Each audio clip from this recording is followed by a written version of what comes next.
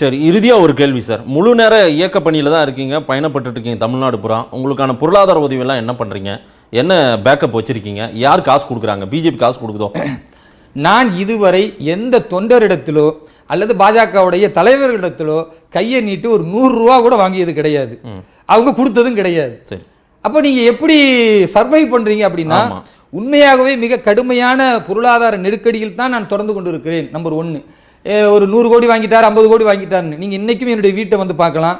ஒரு சாதாரண ஓட்டு வீடு தான் இருக்கிறது. மழை பெய்தால் ஓட்டு வீடு ஒழுகும்.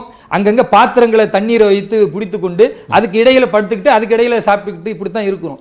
நாங்கள் கஞ்சி குடிச்சாலும் வெளியே வந்து கம்பீரமாக உழைப்பதற்கு காரணம், வெளியே நான் நாடகம் ஆட வேண்டிய அவசியம் இல்லை, நான் ஏழ்மை நிலையில இருக்கிறேன், எனக்கு ஏதாவது பார்த்து அப்படின்ற மாதிரி சொல்லாம, நான் உண்மையாக உழைத்தால் எனக்கான உண்மையான அங்கீகாரம் கிடைக்கும் என்று நான் நம்புகிறேன். அதனால காசுக்கு ஆசைப்பட்டு நான் பிஜேபியை ஆதரிக்கல. காசுக்கு ஆசைப்பட்டு வரக்கூடியவர்களை பிஜேபியும் ஒழுங்காக அந்த அங்கீகாரத்தை தர மாட்டாங்க. உங்களோட இருந்தவங்க பலர் சொல்றாங்க, எந்த ஆதாயம் இல்லாம வேலூர் இப்ராஹிம் இப்படி எல்லாம் போக மாட்டாரு, வாரத்துக்கு ஒரு முறை 10 நாளைக்கு ஒரு முறை புது புது கார்லாம் இப்ப பயணிக்கிறீங்கன்னு சொல்றாங்க சார். புதுசா இன்னோவா கார் கூட ஒன்னு வந்ததாக சொல்றாங்க. யார் பிஜேபி வாங்கி கொடுத்தாங்களோ? அதாவது என்னன்னா, யாராவது ஒருத்தர் இப்போ நான் ஒரு யாத்திரைக்கு போனோம், என்னிடத்துல கார் இல்லை, அப்போ ஒருத்தர்கிட்ட உதவி கேட்பேன், கார் கொடுங்க அப்படின்னா அவங்க கார் கொடுத்து உதவுவாங்க. யாத்திரை முடிச்சுட்டு வந்து அவங்கள்ட்ட காரை ஒப்படைச்சிருவேன். சரி, இன்னும் இப்போ இந்த நடுவில் நான் ஒரு 4-5 யாத்திரைக்கு போயிருந்தேன். அது கூட சொல்லணும்னா பாஜகவுடைய நிர்வாகிகளாக இருக்கக்கூடியவர்கள் தான்.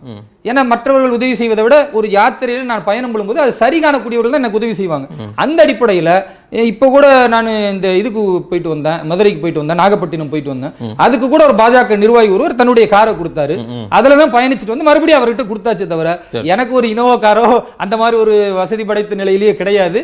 ஒரு பிம்பம் அப்படி உருவாக்குறாங்க. என்னுடைய கட்சி நிர்வாகிகள்லாம் என்னுடைய வீட்டுக்கு வராங்க, பாக்குறாங்க, என்ன பாய் ஓடு வீடு ஒழுகுது, மலையில ஒரே சேருஞ்சகதியமா இருக்கு, இங்க போய் நீங்க எப்படி வசிக்கிறீங்கன்னு தான் கேட்கறாங்க. இதுதான் உண்மை சூழல். ஆனா வெளியில உள்ளவங்க அந்த பிரம்மாண்டத்தை என்ன மாதிரி சித்தரிக்கிறார்களோ சித்தரித்துக் கொள்ளட்டும். ஆனால் என்னை என்ன பேசினாலும் என் நோக்கம் ஒன்னே ஒண்ணுதான். தமிழகத்தை பொறுத்தவரை இங்கு ஒரு நல்லாட்சி நடந்து கொண்டிருக்கிறது. இந்த நல்லாட்சி வரக்கூடிய காலங்களில் பாரதிய ஜனதா கட்சியும் அனைத்து இந்திய அண்ணா திராவிட முன்னேற்ற கழகமும் இணைந்து மகத்தான வெற்றி பெற வேண்டும். அதற்கு நான் அர்ப்பணிப்பேன்.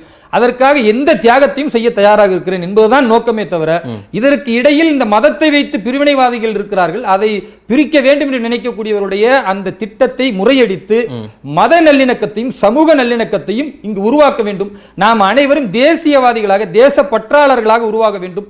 அந்த ஒற்றை இலக்கு தான் எனக்கு. வேற எந்த ஒரு விதமான விமர்சனம் வந்தாலும் நான் கண்டுகொள்ளாமல் தடையில்லாமல் என்னுடைய பயணத்தை நான் பயணிச்சுக்கிட்டே இருப்பேன். நிறைய கேள்விகளுக்கு பதில் சொல்லியிருக்கீங்க திரு வேலூர் இப்ராஹிம் சார். உங்களுடைய பயணம் வெற்றிகரமாக அமைய வாழ்த்துக்கள்.